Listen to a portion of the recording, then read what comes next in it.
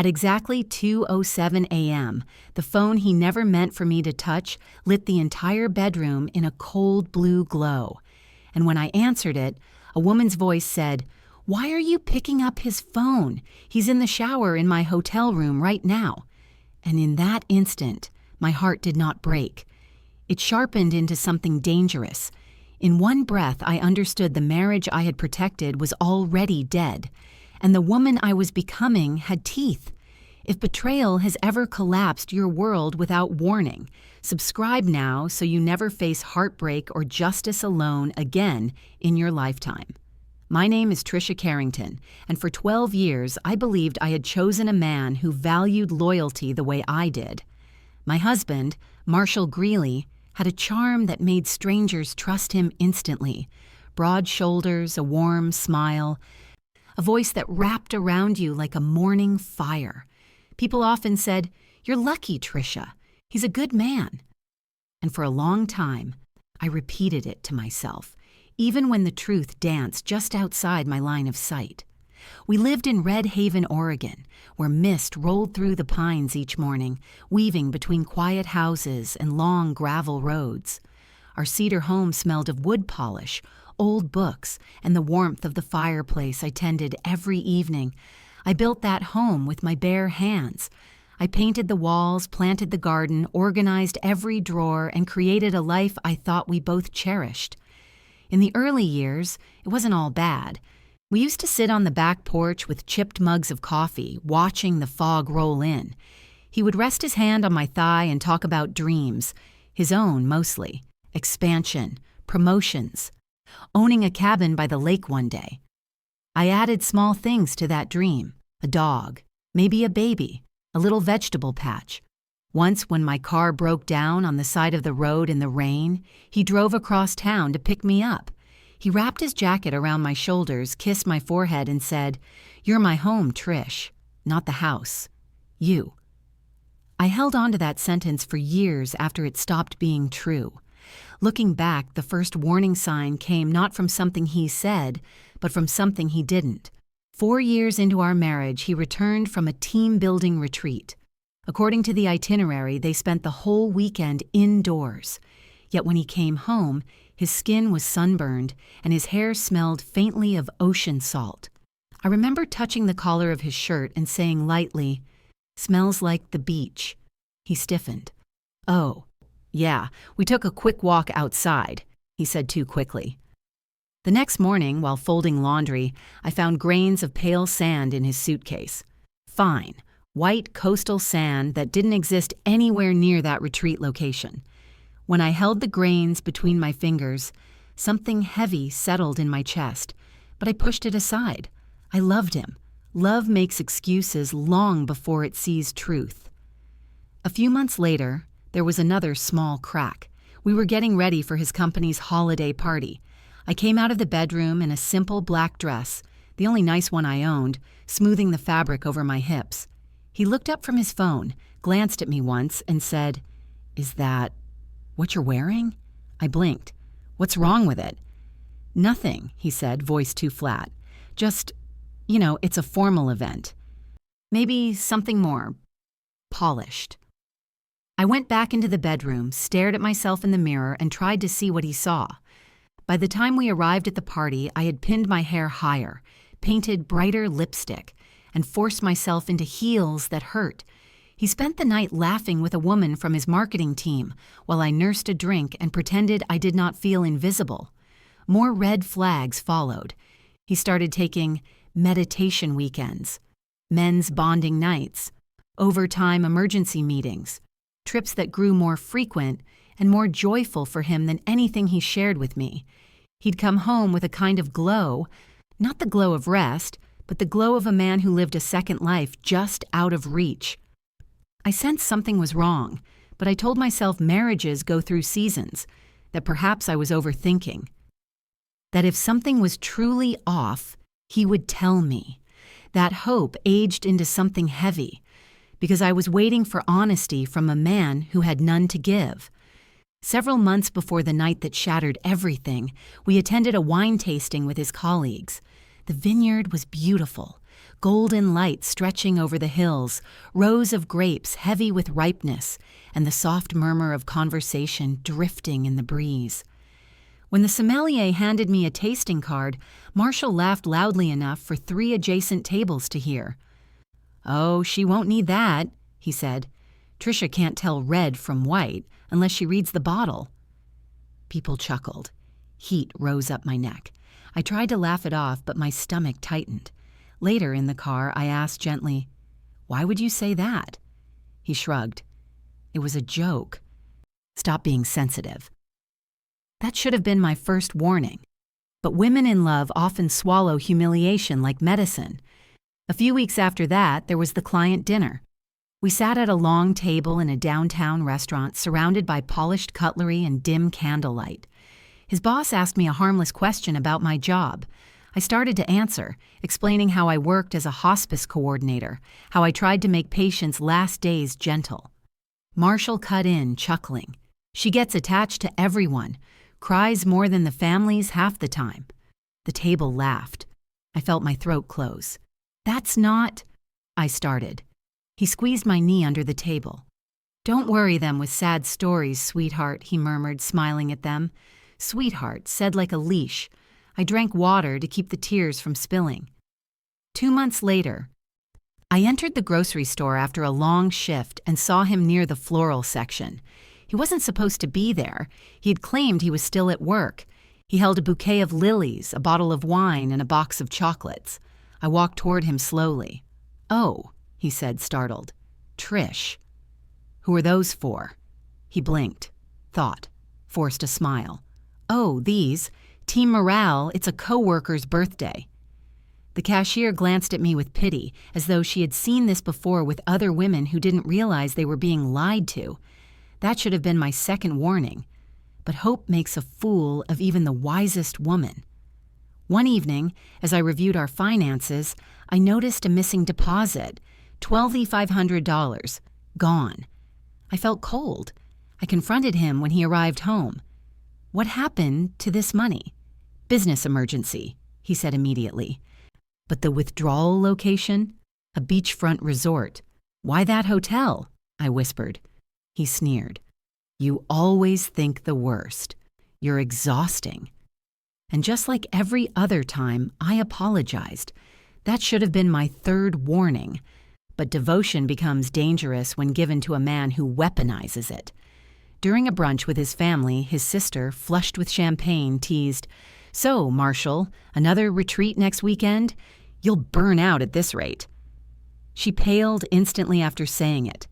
Marshall glared at her. He then forced a laugh. "Just a joke." But it wasn't. And his sister knew she had exposed something too large to hide. That should have been my fourth warning. But denial is a warm blanket, and I wrapped myself in it for far too long. That same afternoon, in the car on the way home, we argued. "You embarrassed me," he snapped, gripping the steering wheel. "You always make it about you." "I didn't say anything," I replied quietly. "Your sister did." "Exactly. You looked at me like I had done something wrong. You never trust me, Trish." He raised his voice louder and louder until even the silence shrank from him. Later that night, he slammed a cabinet door so hard a glass cracked in the dish rack. He stared at it, then at me. "Look what you made me do," he said. I cleaned up the shards alone. The night he left for his men's retreat, he kissed my forehead, grabbed 3 bags, and drove away with a smile too wide to be innocent. I watched the taillights disappear down the road, the red glow shrinking until the car turned the corner and vanished. I spent the evening alone, cleaning the kitchen, organizing drawers that didn't need organizing, trying to quiet the storm gathering under my ribs. The clock ticked in the hallway, each second tapping against my nerves. Around midnight, I went to bed. At 2:07 a.m., the forgotten phone rang. The screen glowed on the nightstand. Harper Hart calling. I stared. The phone rang again, again. On the 3rd ring, I answered. "Hello?" I whispered. A woman huffed into the phone. "Why are you picking up his phone?" she asked sharply. He's in the shower in my hotel room. Tell him to call me when he's done rinsing off." My body went numb. She continued talking, unaware she was burying him with each word. "And tell him the bed is a mess again. He needs to learn how to keep things clean." She laughed. "I swear he's terrible at hiding things. You must be another one of his little distractions." Another. When I hung up, the silence felt like a massive falling tree hitting the earth, but I did not cry. I did not scream. Instead, I became still. Very still. The kind of stillness that comes before a storm destroys everything in its path. I opened the phone. Inside it lived a world I was never meant to see. Hidden apps, secret folders, deleted conversations restored by cloud backup, photos from hotel rooms, videos of him smiling in ways he never smiled with me, bank transfers, reservations, duplicitous messages, lies time-stamped like diary entries. But what broke me wasn't the cheating. It was that he used my savings to fund everything. The money I had earned from double shifts, the money I had put into a separate account for emergencies, the money he promised never to touch. He used it for hotel rooms, for wine, for dinners, for weekend trips with different women, for gifts he never bought me. Every moment of their pleasure had been paid for with my sacrifice. And in that moment, I felt nothing except clarity. Cold, exquisite clarity. The kind that steadies the hands of a woman who has decided she will no longer suffer quietly. The morning after the call, I did not wake up devastated. I woke up dangerous. My body felt strangely light, as if grief had burned away and left only focus. Sunlight had barely touched the treetops outside when I sat at the dining table with a folder of screenshots, tearing through his hidden life one message at a time. The quiet house felt different, like it was holding its breath, waiting to see what I would become. My coffee went cold beside me. I did not notice. At 8:15 a.m., I walked into Attorney Elliot Rain's office, a tall, salt-haired man with a measured calm that made even bad news sound manageable. He looked up from his desk. "Tricia," he said gently, "what happened?" I placed the second phone in front of him. "Everything," he sat back. "Show me." I did.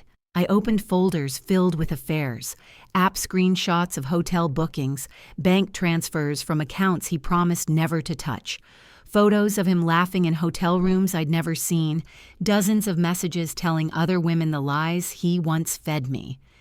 Elliot studied each piece of evidence carefully, his jaw tightening. "This isn't one affair," he said quietly. "This is a pattern, years long, repeated, calculated." I swallowed hard. "I want out, but I don't want to leave empty-handed. I built this life." He nodded once. "We don't go for survival, Tricia. We go for victory."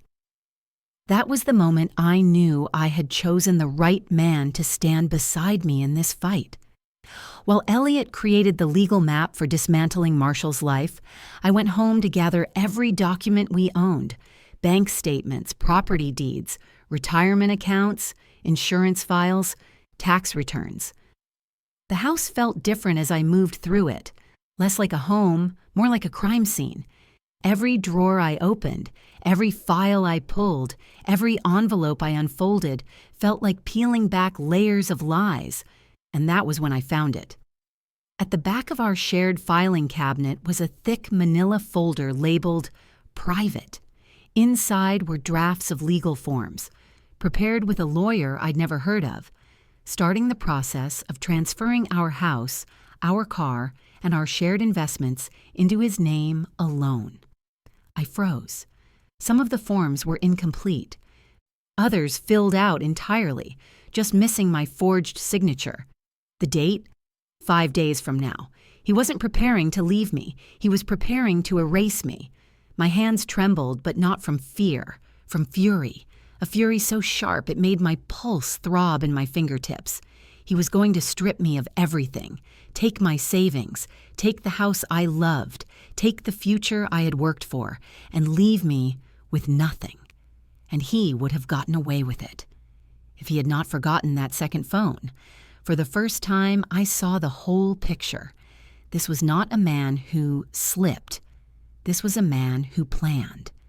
If you are still listening at this point, tell me in the comments which red flag you would have walked away at, and subscribe if you believe women deserve justice instead of being quietly discarded when they have given everything.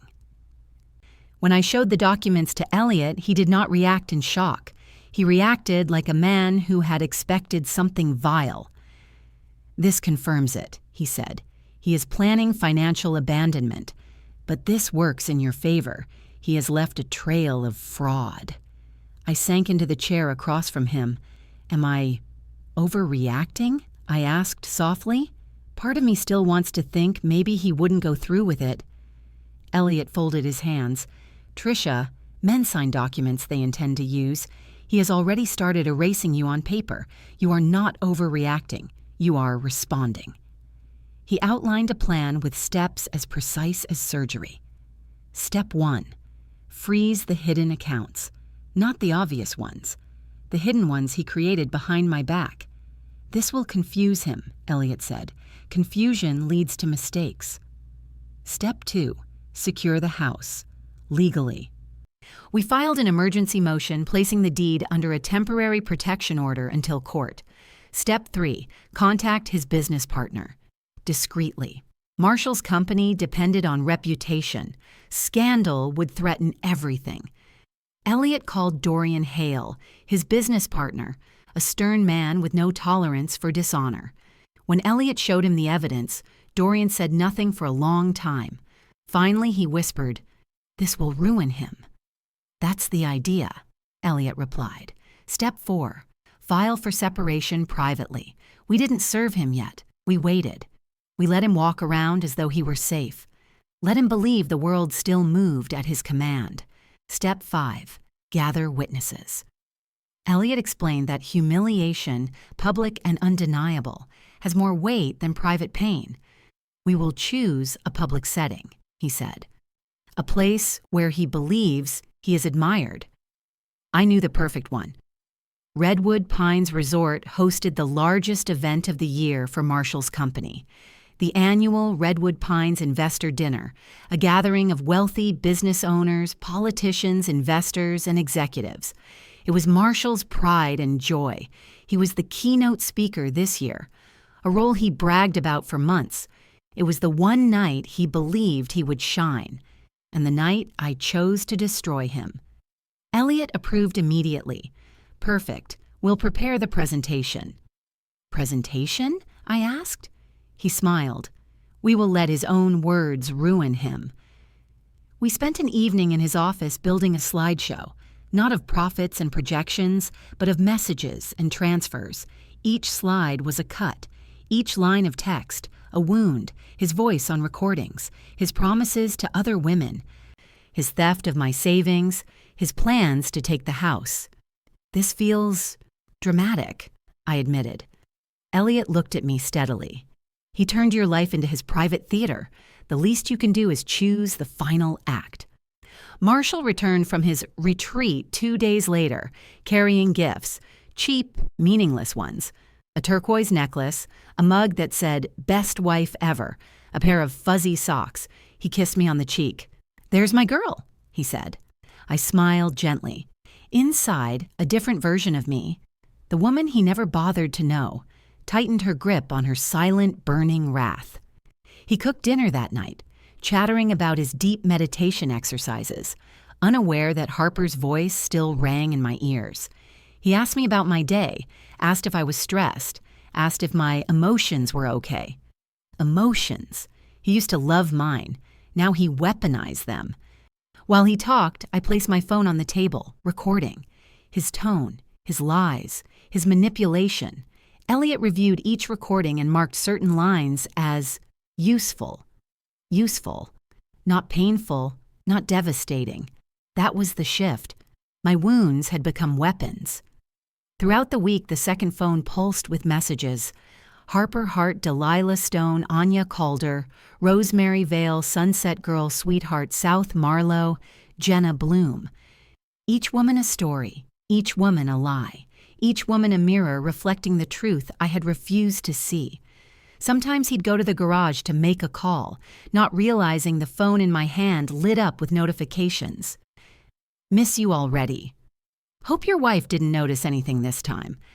You said we were moving into your house soon. Are you sure you'll leave her? You've said that for months. Don't forget the weekend in Bend, same room as last time. One message hit me like a blow to the chest.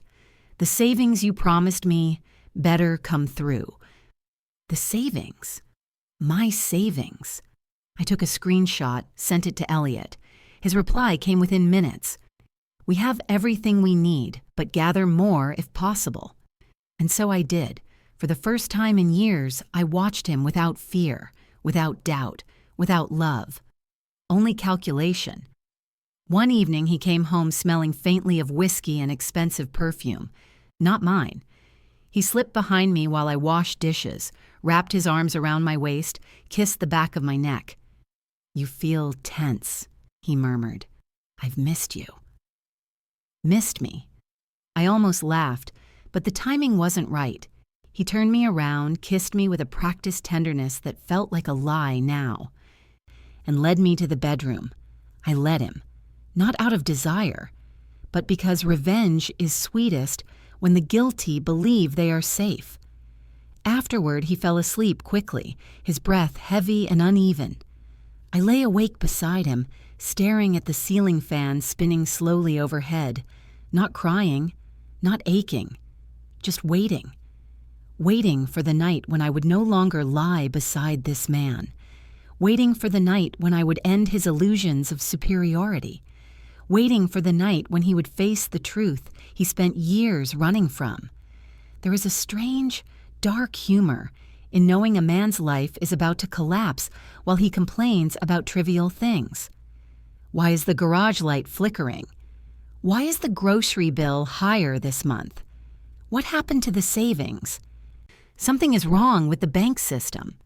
Why is my business partner acting strange around me? What is going on with the accounts? He said all this while drinking coffee from a mug that read, Best Husband Alive, completely unaware that every pillar of his life had already been loosened. One afternoon he asked, Did you touch my second phone? I looked him straight in the eye. What second phone? He hesitated, then smiled tightly. Never mind, and walked away. I almost laughed, but I held it in. Revenge is a dish best served cold and seasoned with silence. As the Redwood Pines dinner approached, Marshall grew increasingly arrogant.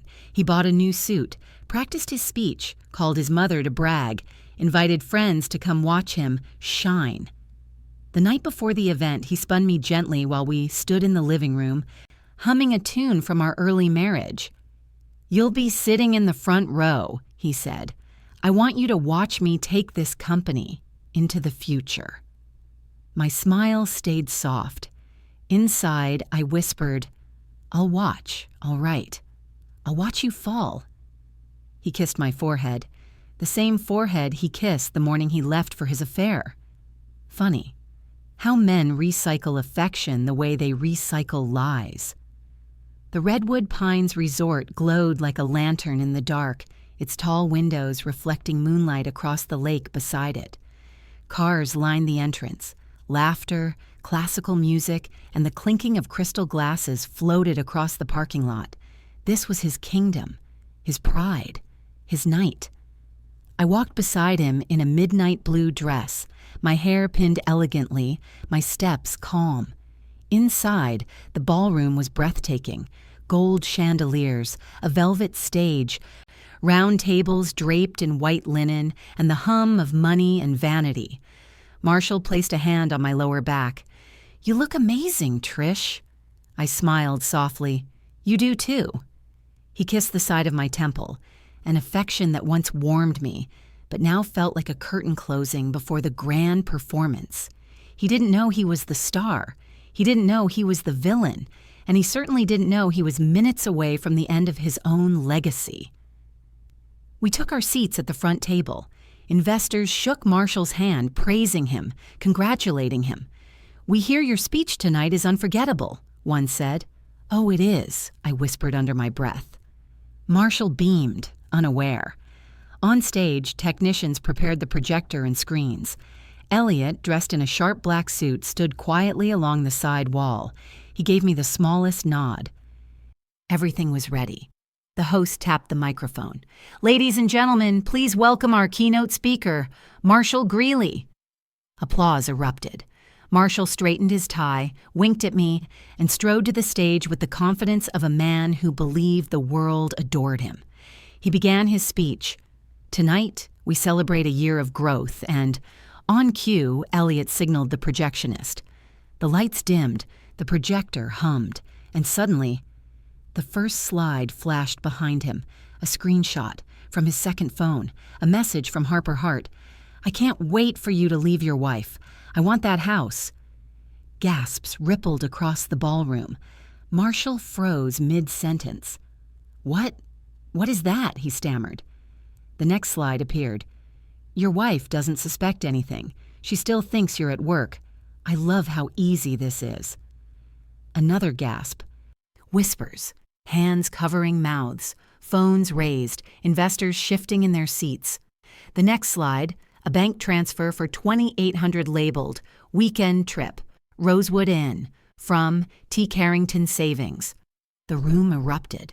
His business partner, Dorian Hale, stood slowly, rage in every line of his face. "Is this real?" someone shouted. "Is he using company travel time for personal affairs? Is he laundering through his wife's account? Who is Harper Hart?" Another slide. A photo. Marshall kissing Delilah Stone in a hotel mirror. The crowd erupted again. Marshall rushed to the screen, waving his hands wildly. "This is fake. This is—" Elliot stepped forward. "It's not fake," he said, holding up a stack of notarized documents. "We verified every timestamp, every transfer, every message." The audience stiffened. Marshall's voice cracked. "Trish, what is this? What are you doing?" I stood slowly. For the first time in years, I felt taller than him, calmer than him, stronger than him. I walked to the center of the room, heels clicking softly against the marble floor. "This," I said, my voice clear, "is the truth you created." I gestured to the screen. "You cheated on me repeatedly. You drained my savings. You tried to transfer our home into your name alone. You lied to your investors, your employees, your family. You lived a second life funded by the woman you expected to stay quiet." He shook his head violently. "Trish, stop. This isn't the place." "It's exactly the place," I said. "You wanted an audience? Here they are." The room held its breath. "And since you chose to betray me in the dark," I continued, "I will choose to expose you in the light." Marshall's face turned a shade of red I had never seen. "Security!" Dorian barked. 2 officers stepped forward. The ballroom erupted into chaos. People whispered. Others recorded. A few simply stared at him like they were seeing him for the first time. Dorian motioned the officers forward. "Marshall Greeley," he said firmly, "you are removed from this event and suspended from the company pending investigation into financial misconduct." Marshall stumbled backward. What do you mean misconduct? This isn't—" "Tricia, help me!" The officer stepped closer. He backed into the projector screen. "This is your doing!" he screamed at me. "How could you do this to your own husband?" I stepped closer, eyes cold. "You ended this marriage long before I revealed it." He lunged toward me. The officers caught him. He thrashed like a cornered animal. "Let go! This is a setup! She's framing me!" Elliot's voice sliced through the noise. "We have bank records, camera footage, text logs, witness statements, and legal documents prepared with intent to commit fraud. You will have your chance to speak in court." Marshall sagged. The officers escorted him out, his cries echoing through the ballroom. And just like that, The man who once walked with pride was dragged out through the same doors where he once greeted powerful investors. I stood still, breathing deeply. It was over. Or so I thought. The following weeks were a storm I navigated with steady hands. Elliot filed for divorce immediately. We cited financial misconduct, emotional cruelty, intent to commit fraud, marital abandonment, misuse of marital assets. The court moved quickly. At the preliminary hearing, Marshall tried to perform. He arrived in a wrinkled suit, eyes red, hair unkempt, and when the judge asked if he had anything to say, he launched into a speech about love and confusion and mental health. "I was under a lot of stress," he said. "My judgment was clouded. I never meant to hurt my wife. She's blowing things out of proportion." The judge lifted an eyebrow. Elliot did not even bother to look impressed. "Mr. Greeley," the judge said, "stress does not forge documents to transfer a house behind your spouse's back. Stress does not repeatedly use someone else's savings to fund affairs." Elliot slid a folder forward. "Your Honor, if I may, here are the verified statements and correspondence." The judge skimmed through, lips pressing into a thin line. "This is not a misunderstanding," he said calmly. "This is a pattern." Every account he had access to, every secret card, every hidden fund, every savings pocket was frozen under investigative order. He could not withdraw a single dollar. The judge laughed softly when shown the forged transfer forms. "Mrs. Carrington," he said, "your home is safe." Several of his mistresses reached out. Harper Hart, Delilah Stone, Anya Calder, all blindsided, all furious, all willing to testify. They provided screenshots, receipts, messages. One woman said, "He told me you abused him, that you locked him out of the house, that he slept in his car because you were unstable." They cried. I did not. Red Haven is a small town. People talk. Some whispered their condolences. Others apologized for not seeing the signs. One elderly woman squeezed my hand in the grocery store and whispered, "Women like you rebuild stronger." I smiled at her because I knew it was true. Dorian terminated Marshall's partnership contract.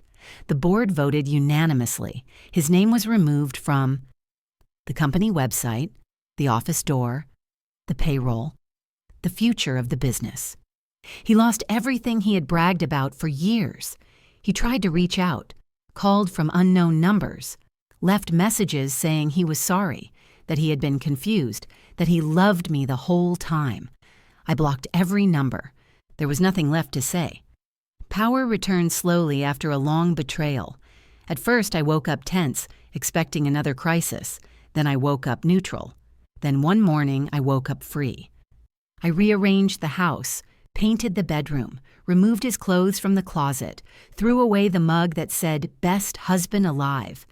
I kept the turquoise necklace he gave me after his affair weekend, not as a memory, but as a relic, a warning, a reminder that sometimes the prettiest things are the sharpest lies. I hung a new sign over the kitchen entryway. "Peace enters with me." It was true. I had become a woman who no longer begged for love, a woman who no longer apologized to keep the peace, a woman who built a life she refused to surrender again.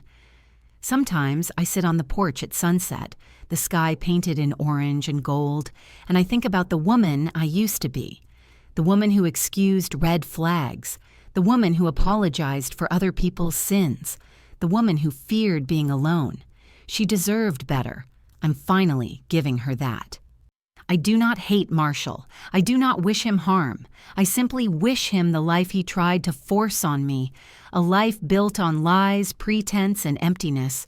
That is punishment enough. I found myself in the fire he tried to burn me with. And the truth is this: betrayal does not break a strong woman.